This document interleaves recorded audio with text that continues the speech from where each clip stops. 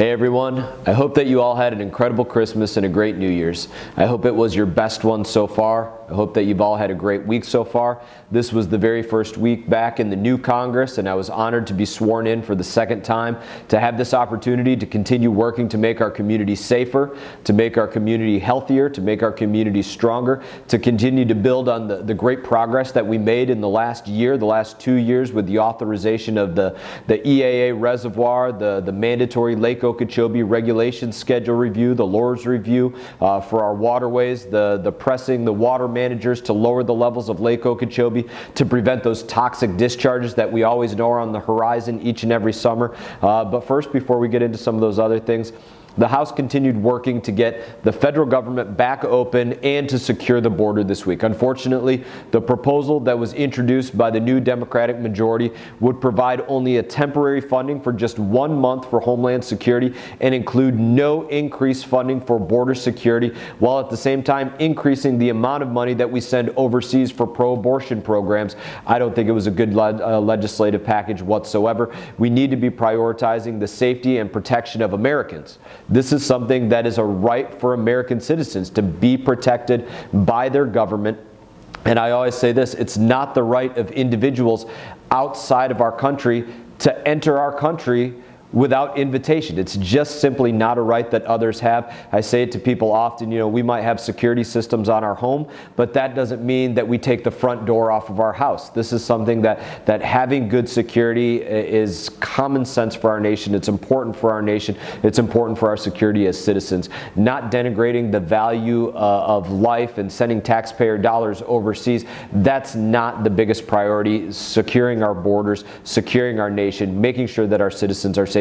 That is the priority. Now, as you can probably tell, I was a strong no vote on that backwards proposal.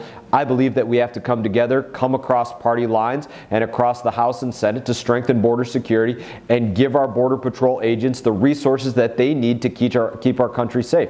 Our border security and the safety of Americans, it shouldn't be something that's held hostage for cheap political points. Another priority tackled by the new House this week was also the rules package, and this was important as well. This is basically the bill that sets the rules and the procedures for the House of Representatives at the beginning of each new Congress. So this is something also going on at the exact same time as we were debating these border security issues. Now, while there were some good ideas in this rules package, like getting guaranteed votes for bills that have broad bipartisan support, there were also several provisions that I just couldn't support, including the rule changes that are aimed at making it easier to raise taxes and increase our country's debt. Pretty unbelievably, or maybe depending on your perspective, there was also a group of extremely liberal members arguing for a rules change that would make it so that Congress does not have to pay for anything that it mandates into law. Their goal was to pass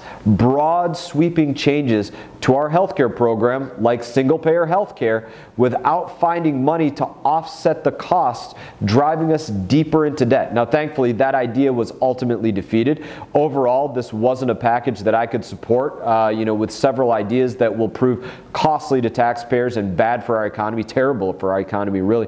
And as I've said again and again, Washington's spending habits, they're out of control. And we've done our best in this office to go out there and do whatever we can to go out there and control that spending. This office, as your representative, I've made it a goal each and every Congress to make sure that we return part of our budget that we're authorized as an office, just so that we can say we started at the lowest possible level. We were able to shrink our budget in this office and not spend those dollars that were allocated to us. And this is something that we want to see done across the spectrum of government. Now, families and small businesses across the country, they're forced to set and live by a budget. And for far too long, the federal government, it shirked this responsibility, passing budgets that never balance and put us even further into debt.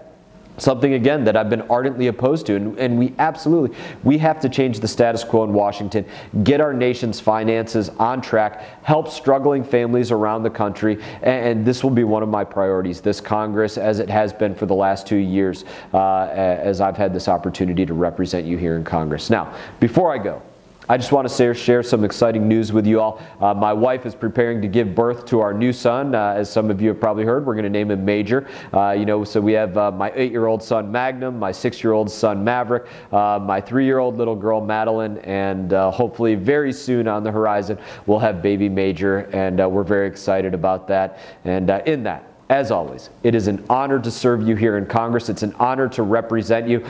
Just before shooting this video, I had a couple constituents in here in the office visiting with us that were up here on a tour of Washington, D.C. So I always make sure to tell people, if you're planning a vacation to Washington, or if you're coming up to Washington on a school trip, or something other is bringing you up here to this area, I hope that you find your way up here into the Capitol building. Come visit us here in the office. Let us give you a tour of the Capitol. Let us tell you a little bit about some of the stuff that goes on in here, answer your questions for you. But whatever you do, if you're up here, come visit us, come see what's going on up here, and get to know us a little bit, and we'll look forward to seeing you all up here. In that, I look forward to seeing you all around town as always. Wish you all the best.